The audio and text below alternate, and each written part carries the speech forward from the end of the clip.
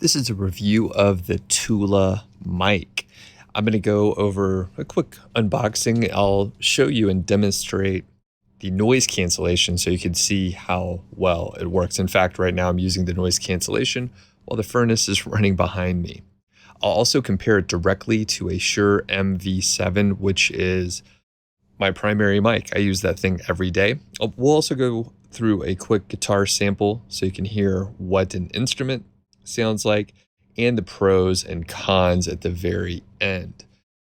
I really like this mic, and it's important for me to say that Tula sent it to me free of charge. However, all of my opinions are my own, and they didn't give me any guidance on what to say or how to review. So all these opinions are my own, and I'll tell you honestly, I did not want to like this thing very much. I'm going to hit some technical specs as well, but a quick rundown is it's a USB mic. It has a USB-C interface, and the Tula works with your computer or your phone or your tablet, and it's a very high quality microphone, which I will end up using it for podcasting, for Zoom calls and Skype. I still use Skype, and YouTube live streaming. I do a lot of YouTube live streams. The other huge function of this is a mobile recorder. So it's not only a microphone like a Shure MV7, but it's a mobile recorder with 8 gigs of internal memory and I think it's a 12-hour battery or a 12-hour battery. So you actually can use it quite a bit, and it does record in a high quality WAV format. There's also this feature for noise cancellation, which is super helpful. And apparently there's some noise reduction algorithm, Bruce-free noise reduction, which I think is a proprietary sort of thing, but it's an algorithm that seems to work pretty good. I don't know all the technicalities of it. Speaking of technical features, let's just hit it really quick and I'll let you know. The frequency range is 50 to 20K hertz, I suppose. There's input and output for a 3.5 millimeter jack and a USB-C. The bit depth and sample rate is 16-bit and 48 kilohertz, 8 gigs of internal memory. It weighs 185 grams with the stand. There's one cardioid and one omnidirectional capsule, and it is a cardioid pattern or an omnidirectional pattern. The charging interface is USB-C. Battery life is 12 hours, and you can get it in a few different colors. I have the red version, as you can see, but you can get it in cream, black, or seafoam. And I'm going to tell you the size of it, but you can sort of see how big it is here. It's 89 by 55 by 21 millimeters. And the other, big pro, it's a great travel mic, and I will be traveling with this when I go to conferences, or sometimes I normally have to bring my ATR 2100 for my USB mic when I'm on the road or traveling or road tripping or whatever. But this form factor on the Tula mic is actually much better. I can keep it in its little carrying case, and it's a lot easier to. It's just a smaller form factor, so it's a little bit smaller. And let's see how this thing sounds, and we'll do some of the comparisons. Now let's do a comparison with the Tula mic, the noise cancellation off and then on, and then we'll also compare it to a Shure MV7, the mic that I use every day. If you don't have headphones on, go ahead and get some headphones. It'll allow you to hear the ambient noise level a little better with noise cancellation on and off. And the furnace is actually running like right behind me. So it's a little noisy down here, and you'll be able to hear it just a little bit better with headphones on. So we're doing the sound check here, and this is through the Tula mic, and the furnace is running, and the noise cancellation is not on yet. So I'm going to turn on noise cancellation.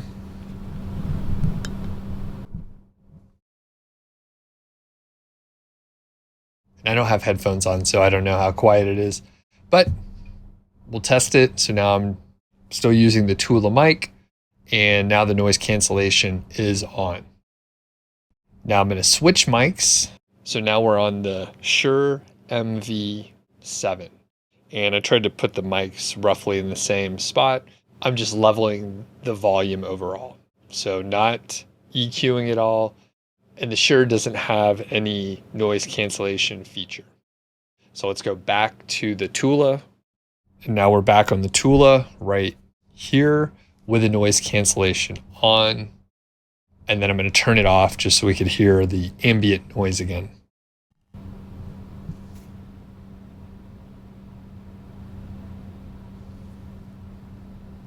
Now I'm in editing, and I'm actually really impressed with the noise cancellation, especially with an active furnace running right behind me. You can really hear the difference. I'm surprised. I'm surprised that it works so well. The even more surprising thing is I think, this is purely subjective, I think my voice sounded better through the Tula than it did on the Shure. I'm not an audio engineer by any means, so that potentially is just something that you can EQ, you can change how it sounds, and maybe it doesn't matter. Maybe an audio engineer thinks the Shure sounds a little bit better. I'm not sure, but I could tell you that when I listened back, I thought the Tula sounded a little bit better. And frankly, I'm surprised. I did not expect that to happen. I expected the Shure to be a little bit better. So that's what we have. Let me know what you think in the comments, if you disagree, if you agree. But so far, I'm pretty impressed. There are a few use cases for this microphone. Me personally, I'm a podcaster and YouTuber, so for me, I maybe would use it when I'm recording a video or streaming or something like that. The other thing that I might do, because it is so portable and there's 8 hours of recording capability on here, and it's such a tight form factor, it would be a perfect microphone to travel with. So if I go to a conference and I need a microphone, this might be the perfect one to use. I can just throw it in my backpack, and it is a little bit smaller than my ATR 2100, which is typically my traveling mic. This would actually work perfectly, and it has a little bit more capability since I could use it as a field recorder. So for example, maybe I am out at a bar or something like that, and I want to chat with someone, have a short interview or something like that. We can simply just take this out, throw it on the table, hit record, and then have a little conversation recorded. So it's versatile in that way. Instead of me having to carry my Zoom H4n and my ATR 2100, this basically serves both of those purposes. Another use case is for musicians, which I am a poor musician. I do like to play guitar.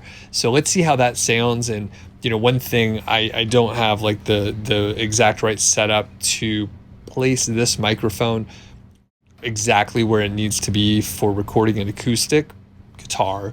However, I think we'll be able to get a pretty good test, and you can kind of get a feel for how rich this microphone can capture an acoustic guitar.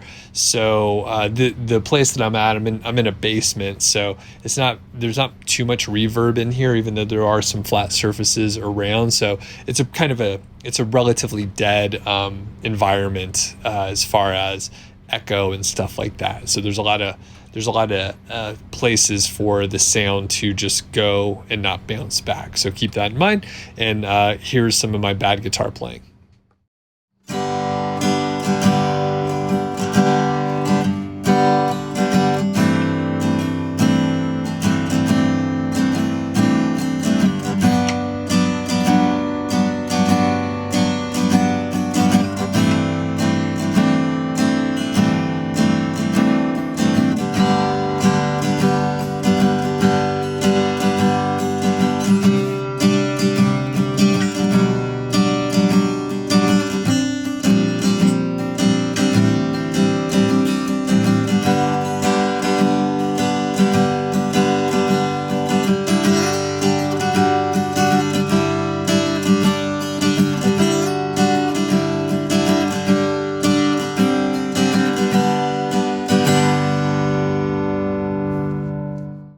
Let's hit the pros and cons now.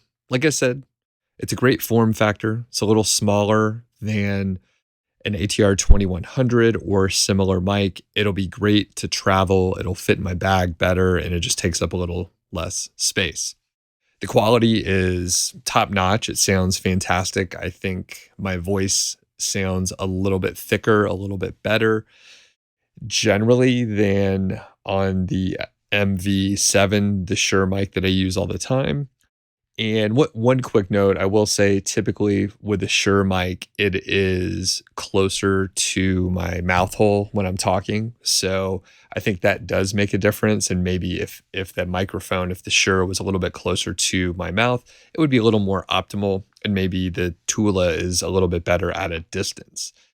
Speaking of travel and just versatility, the ATR 2100 is just a dynamic cardioid mic, does a great job for what it's supposed to do. But the Tula, not only is it good to travel with because of the size and weight and form factor, but it also allows you to use the omnidirectional mic. So if I was traveling and I wanted to have a 3-person interview, I conceivably could put the microphone on a table in front of us in a hotel room and have a pretty high quality recording. Where if I'm doing that with the ATR 2100, there would be a few more compromises in the quality of the recording because of the distance that the people would be from an ATR 2100. So a little more versatile. Speaking of that, there's also the mobile recording capability in general. So I've mainly been thinking about using the Tula as an interface directly into my laptop or cell phone or tablet or whatever, but you can throw it in your pocket, throw it in your backpack, go on a hike and actually record in the field. And you have the ability to use the noise cancellation there. And there's a headphone output, so you can actually monitor in a pretty effective way. So essentially, it replaces a Zoom H4n, which is my other portable recorder that I would use for something like that. Moving on to the cons, there's no display on here. So even the H4n that's many years old that I have has a little display on there so I could kind of tell what the hell's going on. The con with the Tula is I have no idea like what setting it is unless I memorize what the little lights mean on the front and the back, which is totally doable, right? Once you use a device for a little while, you're going to figure it out.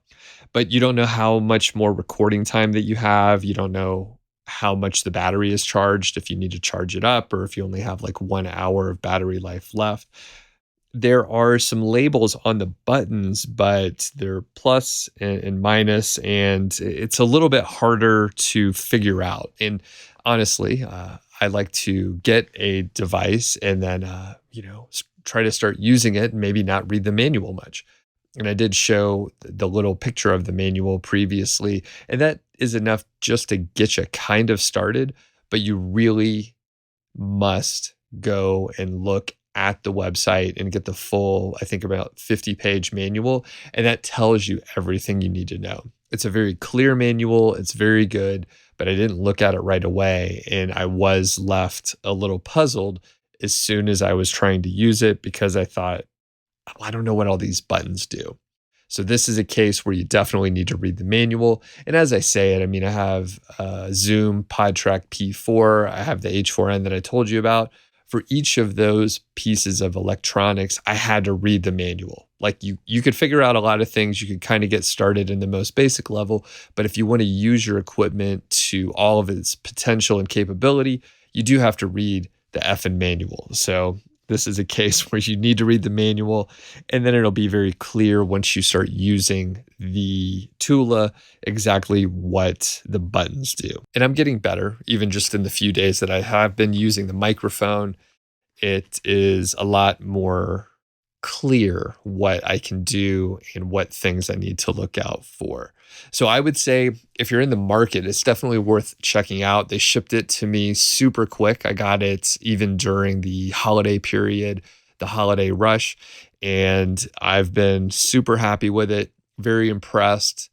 I am an affiliate, so you can save some money if you use my affiliate link, and I get a commission. So I really appreciate that. And if you have any questions, just leave them in the comments. Happy to check it out and try to get back to you with anything I could help you with.